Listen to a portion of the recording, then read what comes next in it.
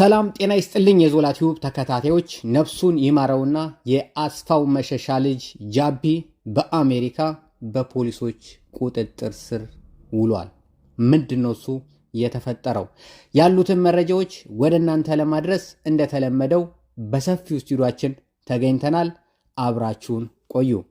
እንግዲህ ነፍሱን ይማረውና አስፋው መሸሻ ኢቢኤስ ላይ ባለበት ሰዓት፣ እነ ነፃነት ወርቅነህ ኢቢኤስ ላይ ባሉበት ሰዓት፣ ዮናስ ከበደም እሱም ለቆ እንግዲህ አሜሪካ ገብቷል። እነ ዮናስ ኢቢኤስ ላይ ባሉበት ሰዓት፣ ሌላ ደግሞ ማነው የኢቢኤስ አንጋፎች ብቻ ብዙዎቹ ሴቶቹም እንደዚሁ ቃል ኪዳን ግርማም በጋብቻ ምክንያት ከኢቢኤስ ላይ ባሉበት ሰዓት፣ እነ ሊያ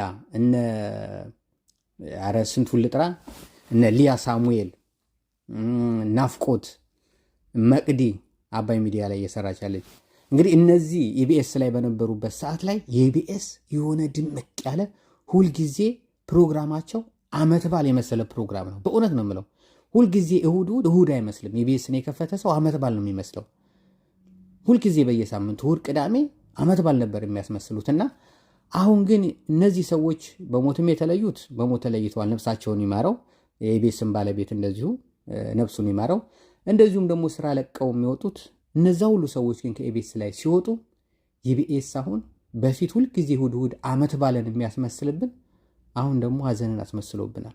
በጣም በሚገርም ሁኔታ በጣም ተቀዛቅዟል። እና ኢቢኤስ ውስጥ እባካችሁ ጠንከር በሉና ጠብቁ ሚዲያችሁ ለማለት እወዳለሁ። በተደጋጋሚ ጊዜ በነገራችን ላይ እየተናገርኩ ነው ያለሁት። ሰው ያስፈልጋቸዋል። አንጋፋ የሆነ ሰው ያስፈልጋቸዋል።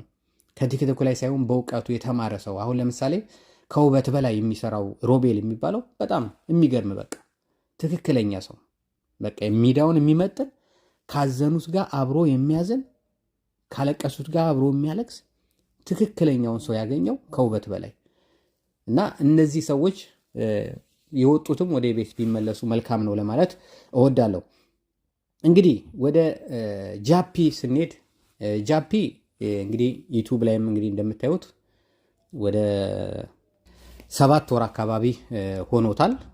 ምንድነው እሱ ይሄ ሊጠፋ? በቲክቶክም በየጊዜው እየወጣ አንዳንድ ነገሮችን ያጋራ ነበር። በተለይ መቅዲ ሰይፉ አስፊቲን ይመስላል ብላ ባመጣችው ፕሮግራም ላይ በየጊዜው እየወጣ የተለያዩ ነገሮችን ያጋራ ነበር። ስለ አሜሪካም ኑሮም ከልጁ ጋም በቲክቶክም በተለያዩ ሚዲያዎች ብቻ ነበረ።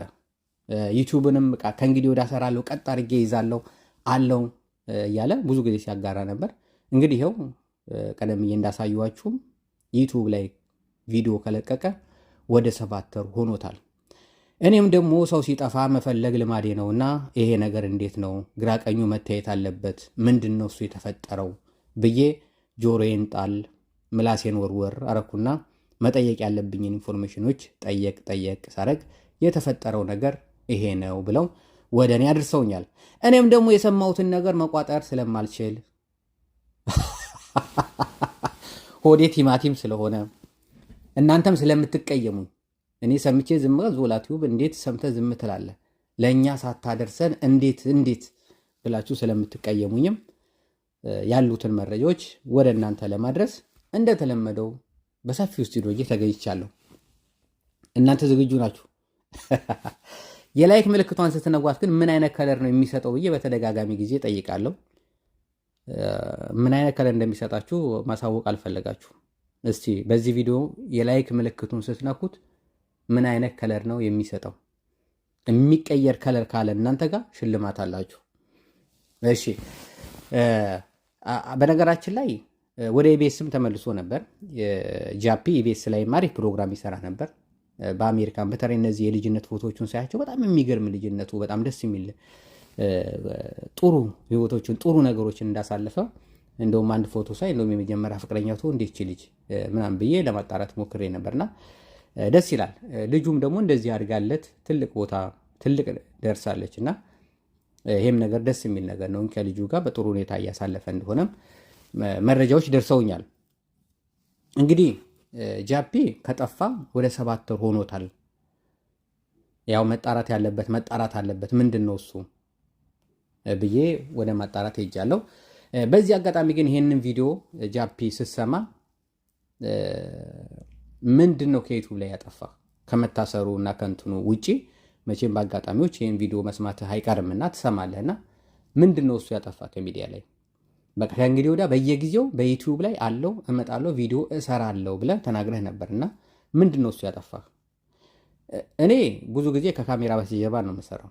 ግን አንድ ደፋር ሰው ጎበዝ ሰው ለምሳሌ አሁን ጃፒ አንድ አካባቢ ነው የምንኖረው፣ ባንተዋወቅም እሱ ባያቀኝም ያው እኔ ያውቀዋለሁ። በእርግጥ አሁን ከሱ ጋር አንድ ላይ ብንሰራ አንደኛ ነገር የካሜራ ድፍረት ስላለው ስለሚያቀም ፕሮግራሞችንም እኔ አሁን የካሜራ እንትን የለኝም፣ ከኋላ የማውራት መረጃዎችን የማቀበል የሰማሁትን ነገር ያለ መቋጠር ባህሪ ያለብኝ እንጂ ካሜራ ላይ አልችልም። ስለዚህ አብረን ብንሰራ ጥሩ ነገሮችን የምንሰራ ይመስለኛል። እኔ ጋር መላስ አለ፣ አንተ ጋር ድፍረት አለ፣ ካሜራውንም ታላምደኛለህ በዛው። ስለዚህ ይሄን ነገር የምትስማማበት ከሆነ ኮንታክት ብታደርገኝና አብረን ብንሰራ ደስ ይለኛል። ጃፒ በጣም የሚገራረሙ ፕሮግራሞችን እንሰራለን። በነገራችን ላይ ጽፌ ያስቀመጥኳቸው ለቴሌቪዥን የሚሆኑ ለተለያዩ ፕሮግራም የሚሆኑ እዚህ ጋር መወራት የለባቸውም። እነዚህ በድራማ መልክ ቢሆን ወይ ደግሞ ፊት ለፊት ቁጭ ብዬ ነው ማውራት ያለብኝ ይህንን ብዬ ያስቀመጥኳቸው ጠርዤ በጣም ብዙ መረጃዎችም አሉ። የራሱን የቻለ ፕሮግራም የሚሆኑ ነገሮችንም አዘጋጅቼ አስቀምጫለሁ። እስከዛሬ የትኛውም በነገራችን ላይ ትልቁ ነገር ሚዲያ መክፈቱ ሳይሆን የቴሌቪዥን ፕሮግራም ላይ እንደዚህ ሰዓት አየር ሰዓት ይዞ መስራቱ ሳይሆን ዋናው ነገር እዛ ላይ የትም ፕሮግራም ላይ ያልተላለፉ ነገሮች የሰውን ሀሳብ የሚገዙ ምርጥ የሆኑ ነገሮችን ማቅረብ ነውና ለእንደዛ ደግሞ የሚሆኑ ነገሮችን ሁሉ ነገር አዘጋጅቻለሁ። አሁን ምንድነው ድፍረት ነው። እባካችሁ ድፈር በሉኝና ፊት ለፊት ይህንን ፕሮግራም ልስራው እና ጃፒም ናስቲ አብረን እንስራ ለማለት እወዳለሁ። በተረፈ እንግዲህ ወደ ጃፒ ወደ ትክክለኛው ነገር በአሜሪካ ፖሊስ ቁጥጥር ስር ውሏል የሚሉ መረጃዎችን ከደረሱ በኋላ ነገሮችን ለማጣራት ሄድኩ። በእርግጥም እንዳያሳዩዋችሁ ቀደም ብዬ ዩቲዩብ ላይ ከለቀቀ ወደ 7 ወር ሆኖታል። ወደ ቲክቶክ ሲሄድ ግን በቅርብ ጊዜ ከልጁ ጋር አንድ ፎቶ ለቋል። ግን በትክክልም ጠፍቷል እና ታስሮ እንደነበረና አሁን በቅርብ ግን ከእስር ቤት እንደተፈታ ከተፈታ በኋላ ይህንን ፎቶ ከልጁ ጋር ተነስቶ በማህበራዊ በቲክቶኮችም በምንም እየመጣ እንደሆነ መረጃዎች ደርሰውኛል። የታሰረበት ምክንያት ምንድን ነው ብዬ ጠይቄ ነበር። ይሄ ነው በዚህ ምክንያት ነው የሚል ምንም አይነት መረጃ አልደረሰኝም። ስለዚህ ግን ታስሮ እንደነበረና አሁን ከእስር ቤት እንደተፈታ ግን መረጃዎች ደርሰውኛል። ምን ሊሆን ይችላል? ለምን ታሰረ?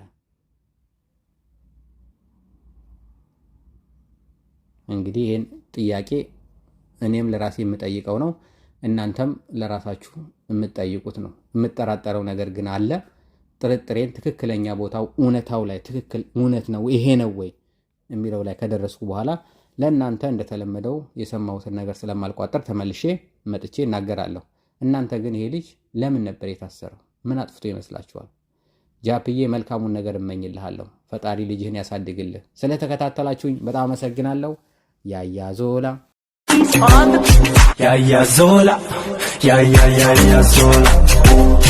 ያያዞላ